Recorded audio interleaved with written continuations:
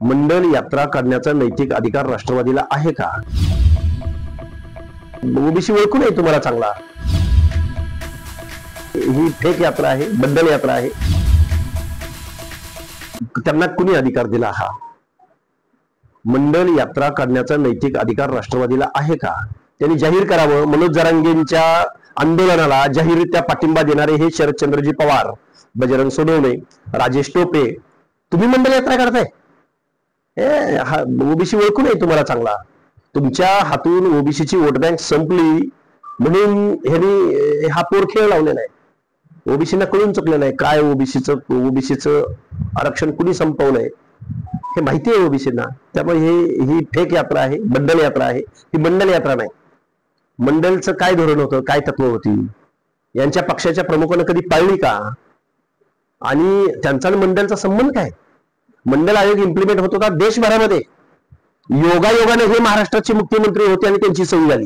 इथं कुठलाही मुख्यमंत्री असता तर ही सही होणेच होती. पण मंडल आयोगाच्या किती शिफारशी लागू झाल्या. त्यामुळे ह्यांना नैतिक अधिकार नाही. मंडलचं नाव घेण्याचा सुद्धा नैतिक अधिकार ना पवारांना आहे ना राष्ट्रवादी पक्षाला आहे. त्यांना कुणी अधिकार दिला? हा मंडल यात्रा काढण्याचा नैतिक अधिकार राष्ट्रवादीला आहे का? त्यांनी जाहीर करावं. मनोज जरांगेंच्या आंदोलनाला जाहीररित्या पाठिंबा देणारे हे शरदचंद्रजी पवार, बजरंग सोनवणे, राजेश टोपे, तुम्ही मंडल यात्रा काढताय. ओबीसी ओळखू नये तुम्हाला चांगला.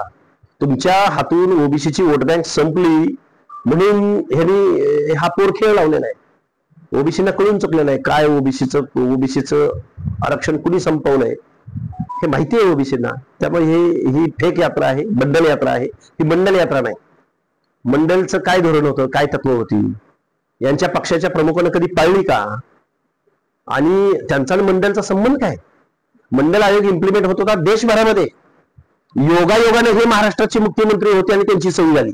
इथं कुठलाही मुख्यमंत्री असता तर ही सही होणेच होती. पण मंडल आयोगाच्या किती शिफारशी लागू झाल्या. त्यामुळे ह्यांना नैतिक अधिकार नाही. मंडलचं नाव घेण्याचा सुद्धा नैतिक अधिकार ना पवारांना आहे ना राष्ट्रवादी पक्षाला आहे.